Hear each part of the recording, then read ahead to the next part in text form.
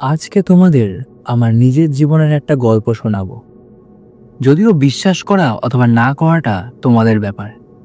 গল্পটা শুনলে তোমরা হয়তো অবিশ্বাস করবে, কারণ আজকালকার শহরে জনবহুল পটভূমিতে এই কথা বিশ্বাস করা সত্যিই শক্ত। তবুও আজও সেই ঘটনার কথা মনে হলে আমার গায়ে কাঁটা দিয়ে ওঠে। আমার এক বাল্য বন্ধুর নাম ছিল টনি। তখন আমরা এক জায়গাতেই থাকতাম, এক স্কুলে, এক ক্লাসে পড়তাম। এখন অবশ্য ও ভিলাইতে থাকে আর আমি কলকাতায়। যোগাযোগ অনেক কমে গেছে, কিন্তু তখন আমাদের রোজ দেখা হতো। স্কুলে আমরা পাশাপাশি বসতাম, খুব ভাব ছিল আমাদের। এর অবশ্য একটা কারণও ছিল, আমরা দুজনেই কারোর সঙ্গে কোনো ঝামেলায় যেতাম না, কথাও বলতাম কম। টনির সঙ্গে আমার বন্ধুত্ব বেশি ছিল এই কারণে। স্কুলের মাস্টার মশাইরাও আমাদের দুজনকে ভালোবাসতেন। যাই হোক, এবারে আসল কথায় আসি। আমরা যেখানে থাকতাম সেই জায়গাটাকে গ্রাম বলাই ভালো। তখনও সব জায়গায় পাকা রাস্তা ছিল না, যেটুকু রাস্তা পাকা ছিল তাও ছিল অনেক জায়গায় ভাঙা। আমাদের বাড়ির থেকে মাইল তিনেক দূরে একটা গ্রাম ছিল, নাম তার সাঁতরাপাড়া, যেখানে ফুলকপি, বাঁধাকপি আর শশার চাষ হতো। বড় বড় কলা বাগান আর আম বাগান ছিল, আর ছিল অপরূপ প্রাকৃতিক শোভা। দিনের বেলায় তাই আমি আর টনি মিলে প্রায় ঘুরতে ঘুরতে ওদিকে চলে যেতাম। তবে দিনের বেলার ছবি কিন্তু রাতে উধাও হয়ে যেত। সাঁতরাপাড়ার অনেকগুলো জায়গার বেশ বদনাম ছিল। রাতে ওখানে বড়রাই যেতে ভয় পেত। সাঁতরাপাড়ার একদিকে ছিল একটা ইংরেজ আমলের কবরখানা। রাতে তো দূর, দিনের আলোতেও কেউ ওদিকে যেতে চাইতো না। চুপচাপ থাকলেও আমাদের সাহসের অভাব ছিল না। আর বিভিন্ন রকম দুষ্টুবুদ্ধি প্রায় আমাদের মাথায় খেলা করত। এমনই একদিন খবর পেলাম টনিদের পাশের বাড়ির বয়স্ক ভদ্রলোক মারা গিয়েছেন। ওরা টনিদের দূর সম্পর্কের আত্মীয়, তাই টনিদের মতো ওরাও খ্রিস্টান। ভদ্রলোককে কবর দেওয়া হলো সাঁতরাপাড়ার কবরখানায়, কিন্তু টনি ছোট বলে তাকে কেউ সেখানে নিয়ে গেল না। ব্যাপারটায় টনির যে বেশ রাগ হয়েছে সেটা সে আমায় বলেছিল। সে আরও বলেছিল সুযোগ পেলেই সে একদিন কবরখানায় যাবে। এর কয়েকদিন পর হঠাৎ একদিন দুপুরে টনি আমার বাড়ি এসে হাজির। তখন গরমের ছুটি চলছে।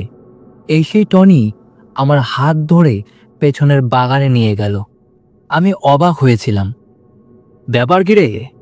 কি হয়েছে জানিস না? না তো। যে লোকটা সেদিন মারা গেল, রোজ রাতে বলে তাকে কবরখানায় গেটের সামনে দেখা যায়। আমি শুনে ঘাবড়ে গেলাম, কিন্তু টনির সাহস খুব। চল আজ রাতে কবরখানায় যাব ভূত দেখতে, দেখবো সে সত্যিই আছে কিনা। আমি রাজি হচ্ছিলাম না, কিন্তু টনি জোর করতে লাগলো। তার জোড়াজুড়িতে বাধ্য হয়ে রাজি হলাম। ঠিক হলো, অন্ধকার হয়ে গেলে আমরা যাব। টনি এসে আমাকে ডেকে নিয়ে যাবে। সত্যি কথা বললে বাড়ি থেকে যেতে দেবে না। তাই টনি কিছু একটা বানিয়ে বলে কিছুক্ষণের জন্য আমাকে ডেকে নিয়ে যাবে। এই পর্যন্ত পরিকল্পনা করে টনি সেদিন চলে গেল। যদিও ধরা পড়ে গেলে তারপর কি হবে সেটা নিয়ে আমরা মাথা ঘামাইনি। তবে মজা হলো, সেদিন সন্ধ্যা পেরিয়ে রাত হয়ে গেল, টনি এলো না। আমিও ব্যাপারটা ভুলে গেলাম। আমাদের বাড়িতে লোক বেশি ছিল না, থাকার মধ্যে আমি, আমার মা আর বাবা। সেদিন রাতে শুয়ে পড়ার পর আমি ঘুমিয়েও পড়েছিলাম তাড়াতাড়ি। অনেক রাতে একটা আওয়াজ পেয়ে ঘুম ভেঙে গেল। সেই জানালায় ঠুক ঠুক করে কেউ ধাক্কা দিচ্ছে। আমি চমকে উঠে বসলাম। এত রাত্রে জানলায় কে ধাক্কা দিচ্ছে? দেওয়ালের ঘড়িতে দেখলাম 11টা বাজে। কলকাতায় এটা তেমন কিছু নয়, তবে সেই সময় মফস্বল শহরে সেটা অনেক রাত। বিছানায় বসে ভয় ঘামছি। হঠাৎ শুনি টনির গলা। এই রাধু, কবরখানায় যাবি না? এত রাতে টনির গলা শুনে অবাক হলেও আমি জানলা খুললাম। টনি জানলার বাইরেই দাঁড়িয়েছিল। বললাম, এত রাতে তুই? সন্ধ্যাবেলায় বাড়িতে ফাঁকি দিয়ে বেরোতে পারিনি, এখন সবাই ঘুমিয়ে পড়েছে, তাই লুকিয়ে লুকিয়ে বেরিয়ে এসেছি। চলায় যাবো এখন। ওর কাণ্ড দেখে আমি আশ্চর্য হয়ে গেলাম। তুই কি পাগল নাকি? এত রাতে বাড়ি থেকে বেরিয়েছিস, সবাই জানতে পারলে কি হবে? আরে জানবে না, সবাই ঘুম থেকে ওঠার আগেই তো আমরা ফিরে আসবো। চল ঘুরে আসি কবরখানা থেকে। এত রাতে কবরখানায় যাওয়াটা বোকামি। বললাম, আজকে ছেড়ে দে, এখন আর যাব না। কিন্তু টনি নাছোড়বান্দা। না না, আজকেই যাব, আমি আসছি ভেতরে। হঠাৎ আমার ঘরের দরজায় টোকা। দরজা খুলতেই দেখি টনি দাঁড়িয়ে আছে। নে, তৈরি হয়ে নে। আমার তখন কেমন ঘোর লেগে গেছে। তাড়াতাড়ি তৈরি হয়ে নিলাম। কি করছি, কেন করছি কিছু খেয়াল নেই, কিন্তু ঘর থেকে বেরিয়ে হঠাৎ আমার একটা চমক লাগলো। সদর দরজা বাবা নিজে হাতে বন্ধ করে তালা দেন। তাহলে টনি ভেতরে এলো কি করে? তাহলে কি বাবা দরজা বন্ধ করতে ভুলে গেছেন? কিন্তু টনি ততক্ষণে সদর দরজার কাছে পৌঁছে গেছে। আমি দেখলাম দরজা খোলা। তার মানে হয়তো দরজা আগের থেকেই খোলা ছিল, নয়তো টনি এখন দরজা খুলেছে। এইসব ভাবতে ভাবতেই আমি দরজার কাছে পৌঁছে গেছি। দরজার কাছে গিয়ে দেখি অবাক কাণ্ড, দরজা যথারীতি বন্ধ। টনির কোথাও কোনো অস্তিত্ব নেই। কিং কর্তব্য বিমূঢ় হয়ে দাঁড়িয়ে রয়েছি। হঠাৎ বাইরে থেকে টনির চাপা গলা পেলাম। এই রাধু, দরজা খোল, যাবি না? আমি আশ্চর্য হয়ে গেলাম। টনি তার মানে ভেতরে ঢোকেইনি?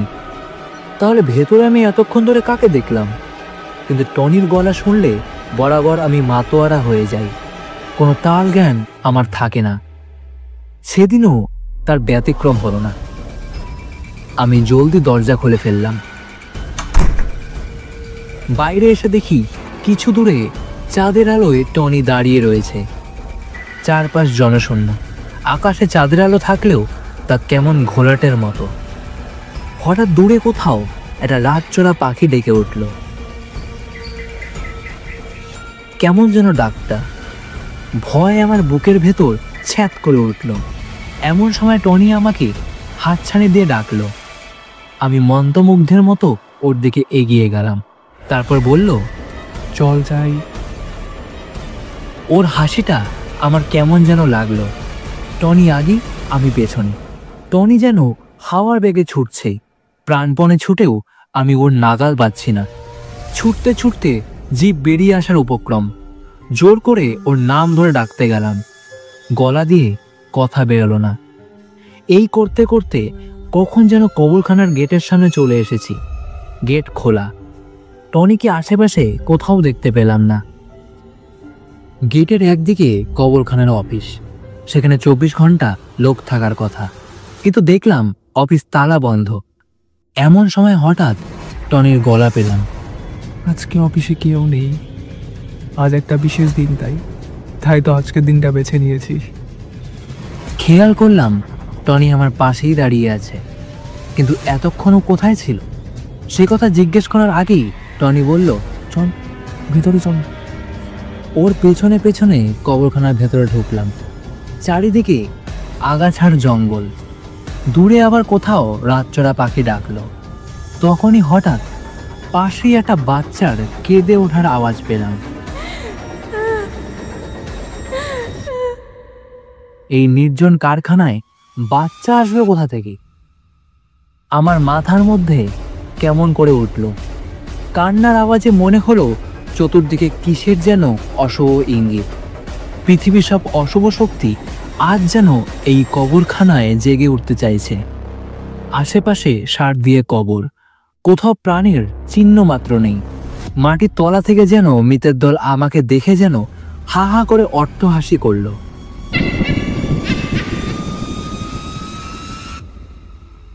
কেমন একটা বাজে গন্ধ নাকে এলো। এমন সময় এক ফালি মেঘ এসে চাঁদটাকে ঢেকে দিল। দূরে অনেকগুলো কুকুরের আর্তচিৎকার শুনতে পেলাম।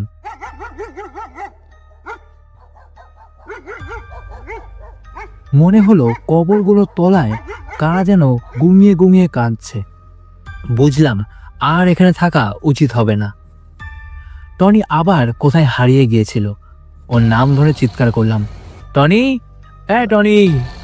কিন্তু কোথায় টনি? এই নিকষ অন্ধকার কবরখানায় কতকালের কত অভাগার সঙ্গে আমি সম্পূর্ণ একা। আবার চিৎকার করতে গেলাম, গলা দিয়ে আওয়াজ বের হলো না। পালাবার জন্য পেছনে ফিরলাম, তখনই দেখি সামনে টনি দাঁড়িয়ে। কোথায় যাচ্ছিস? দেখ এখানে কত মজা। কারা যেন কোরাসের মতো গাইতে লাগলো, কাছে আয় ঠান্ডা ঠান্ডা কবরের তলায়। টনি দেখলাম হাসছে, আকন্ন বেরিয়ে এসেছে ওর দাঁত। চল চল, যাবি? আয় আমার সাথে ঠান্ডা ঠান্ডা কবরের তলায়। দেখলাম আমাদের পাশের একটা কবর ধীরে ধীরে ফাঁক হয়ে যাচ্ছে। টনি আমার হাত ধরে টানতে লাগলো। আয়, এর নিচে যাব। মাটির নিচে কত সুখ, কত শান্তি। ঠিক তখনই কবরটার ভেতর থেকে উঠে এলো একটা কঙ্কাল। আর পারলাম না, প্রচণ্ড ভয় পেয়ে আমি আর্তনাদ করে উঠলাম। দেখলাম টনির মুখটা কেমন বদলে যাচ্ছে। এ কোনো জীবন্ত মানুষের মুখ নয়। তখনই বহুদূর থেকে অনেক লোকের কোলাহল কানে এলো।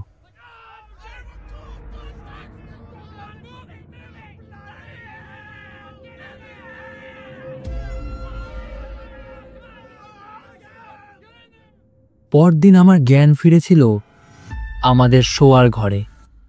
আমার বাবা মা এবং পাড়ার অনেক লোকেরা হাজির ছিলেন। সুস্থ হতে পুরো 7 দিন লেগেছিল আমার।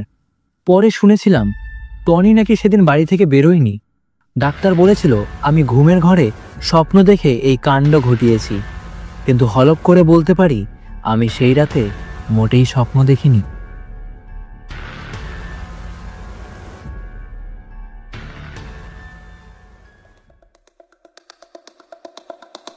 এতক্ষণ আপনারা শুনছিলেন শঙ্খ চক্রবর্তীর লেখা নিশি রাতের নিশি।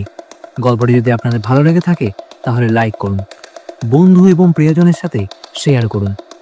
আর চ্যানেলে যদি নতুন হয়ে থাকেন তাহলে চ্যানেলটাকে অবশ্যই সাবস্ক্রাইব করে পাশে থাকুন এরকম আরও নতুন নতুন গল্প শোনার জন্য।